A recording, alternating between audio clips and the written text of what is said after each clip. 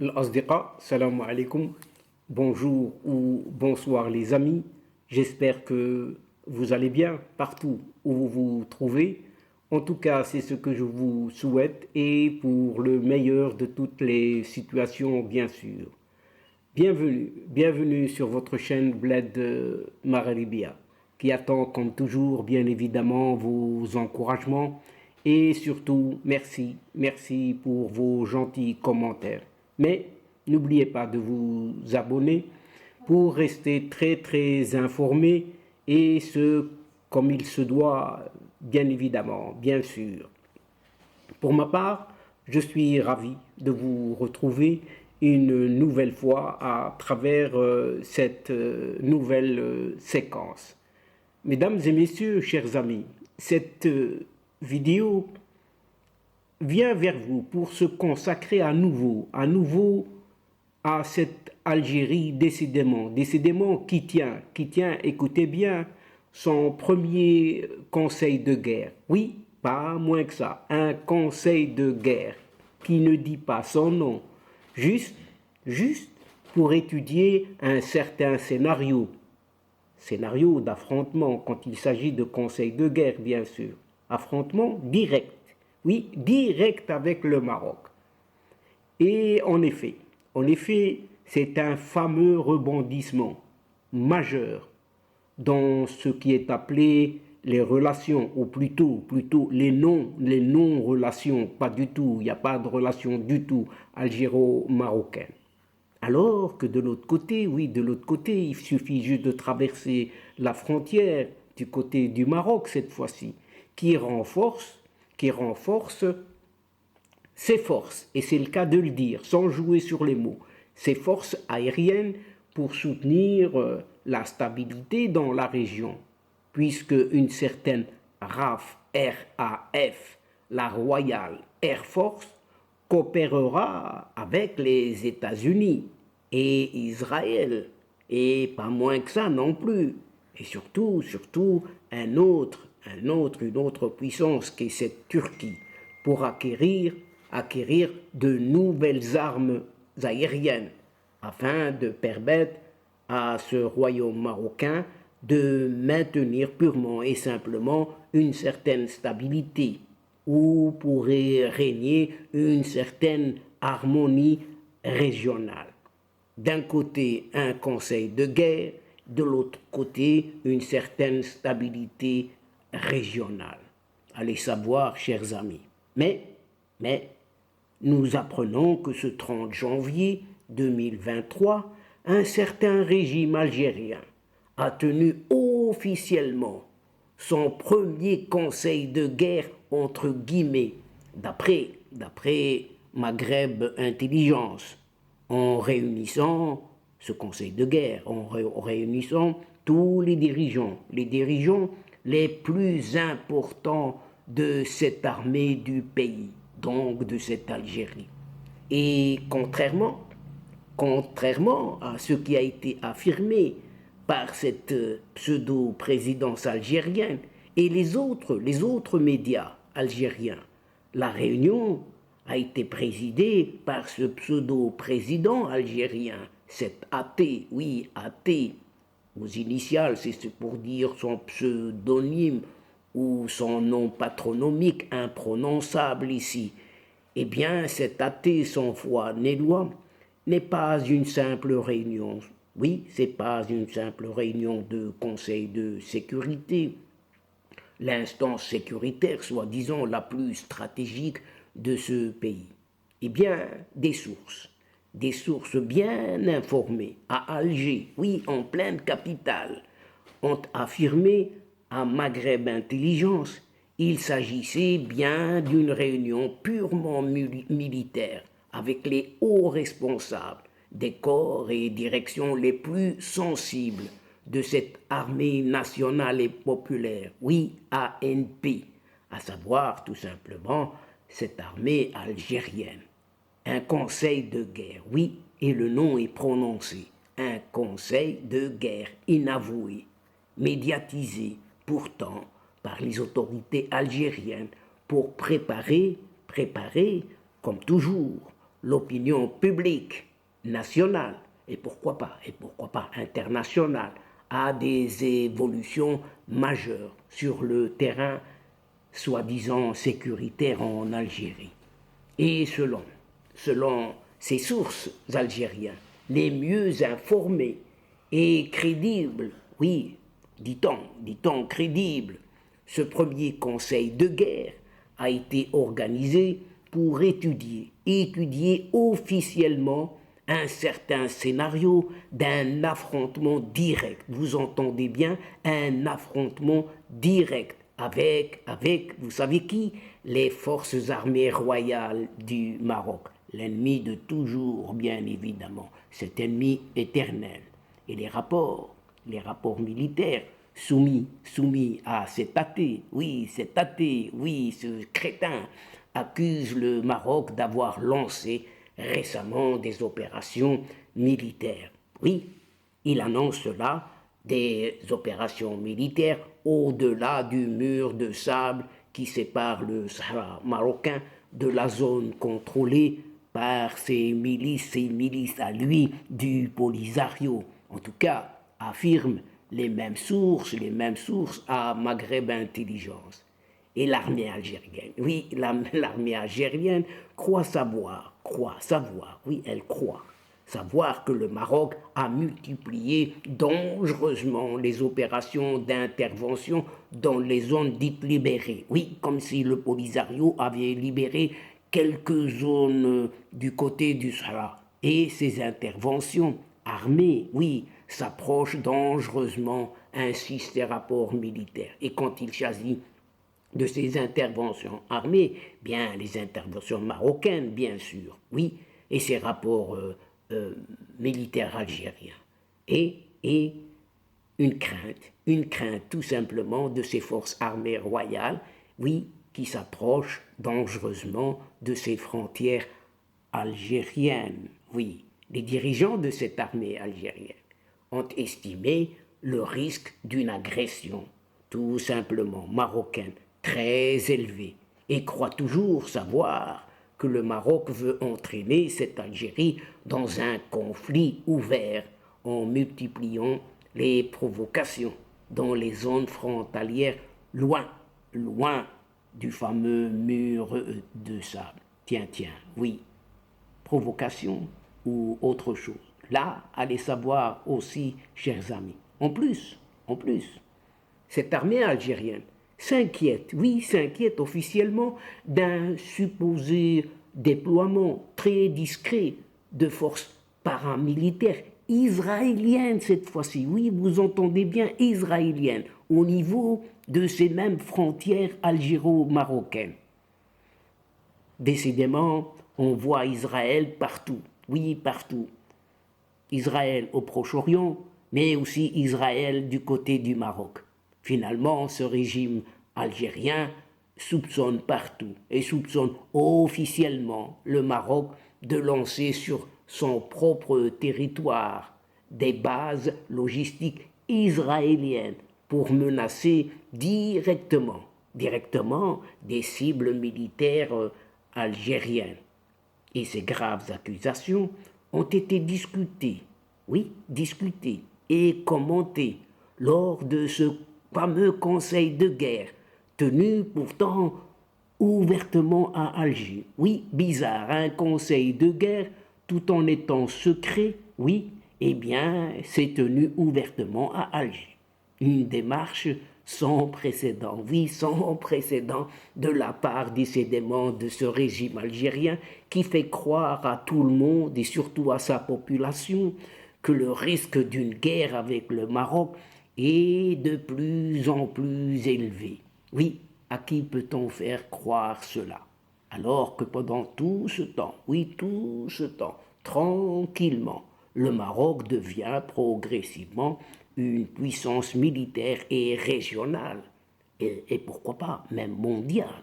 Eh bien, le royaume marocain dispose désormais d'une force aérienne moderne, très moderne, qui a un effet dissuasif sur presque toutes les armées du monde. Oui, et on peut le dire, on peut l'affirmer. puisque dans un contexte de tension dans cette région, un certain MIPA, M-I-P-A, l'Institut marocain d'analyse politique, dans un document signé par le chercheur Francisco Machi, met en avant les nouvelles acquisitions et surtout les commandes en cours. Le renforcement des forces armées aériennes royales par l'acquisition de nouvelles armes et technologies s'explique en partie par des raisons économiques, mais surtout par des raisons stratégiques dont le caractère est défensif et lié au maintien d'une certaine stabilité et de l'équilibre militaire dans cette région d'Afrique du Nord. L'armée de l'air marocaine, à la date de ces révélations, les révélations de ces infos, oui, de ces infos, maintenant, à travers cette séquence, eh bien, le Maroc, l'armée de l'air marocaine dispose de 23 avions de chasse F-16, dont le logiciel sera mis à niveau d'ici l'année prochaine. Oui, jusque 2024, au plus tard. L'année dernière déjà, 2022, le département d'État américain a approuvé la vente de 25 avions de combat F-16 CD Block 72, l'acquisition de moteurs d'installation de F-100 auprès de Raytheon Technologies est également en cours et ces moteurs seront utilisés sur les chasseurs F-16. Après les 12 optionnels Boeing commandés en 2020 dans le cadre d'un contrat de quelques 4 milliards 250 millions de dollars, 24 hélicoptères AH-64 Apache seront livrés au Maroc à partir de 2024. Et toujours selon Francisco Machi, le pays d'Afrique du Nord, à savoir ce Maroc, tend à étendre sa flotte de drones, oui, à des fins de renseignement, de surveillance et de reconnaissance, appelées par des initiales ISR, et de combat potentiel, entre guillemets, tout en développant ses propres capacités à mettre au point des systèmes tout à fait similaires. Et parmi les autres acquisitions en cours, mentionnées dans le document MIPA, Institut marocain d'analyse politique, figurent 4 drones MQ-9B Sea Guardian équipés de munitions à guidage laser et d'un GPS d'une précision inouïe. Le système antimissile Barak MX, fabriqué par Israel Aerospace Industries IAI, dont un prototype a été reçu dès ce mois de janvier. Oui, les drones kamikazes Arop devraient être livrés au Maroc d'ici fin février 2023 et des avions Mirage 2000-9 devraient également être reçus des Émirats arabes unis.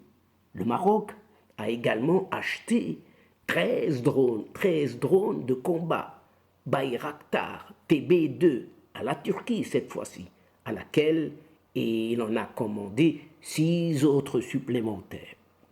Le Royaume marocain a également commandé le système de défense surface air VL Mika à la société française MBDA dans le cadre d'un contrat de quelques 192 millions de dollars. L'augmentation des armements entraîne une augmentation du coût de l'entretien et de ces équipements, ce qui est évident, oui, ce qui est évident. Et à cette fin, le Maroc entend renforcer le secteur de la maintenance, de la réparation et de la production d'aéronefs, y compris les drones, afin de réduire sa dépendance, bien évidemment, vis-à-vis des importations et éventuellement des exportations. Les dépenses militaires, depuis l'émergence de ce fameux Covid-19, n'ont fait qu'augmenter, avec une hausse de quelque 4,3% en glissement annuel depuis 2020 déjà. Toutefois, cela ne suffit pas à égaler les dépenses de son pays voisin, oui, l'Algérie d'à côté, oui, qui investit, elle, environ 5,5% de son produit intérieur brut, oui, de son PIB, 5,5% de son PIB. Et toujours pour Francisco Macchi, chercheur au MIPA, le royaume marocain peut jouer un rôle très important, mais cette fois-ci au Moyen-Orient, détournant ainsi les capitaux investis par d'autres nations voisines, comme la Libye et le voisin d'à côté qu'est cette Algérie.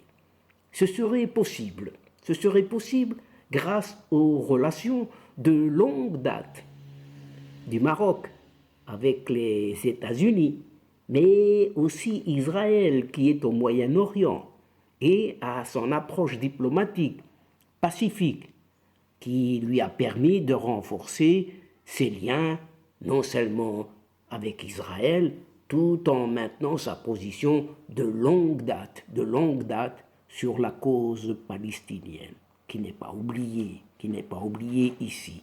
Le renforcement des capacités militaires du Maroc est également lié à cette politique américaine de vente militaire étrangère qui vise à renforcer la sécurité nationale en augmentant les capacités de ses alliés.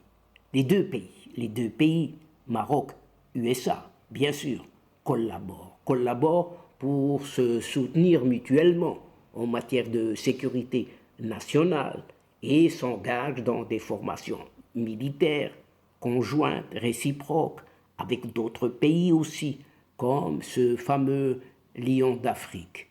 Cela dit, l'Institut international de recherche sur la paix de Stockholm, ce fameux CIPRI, indique que les États-Unis sont le principal fournisseur d'armes du Maroc et qui représente quelques 76% de ses importations totales d'armes sur la période seulement entre 2017 à 2021.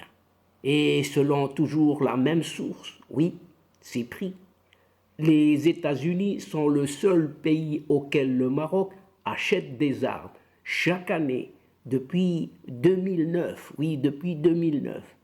Et en 2021, le Maroc a acheté des armes pour une valeur totale de 203 millions de dollars sur une dépense totale de 225 millions de dollars.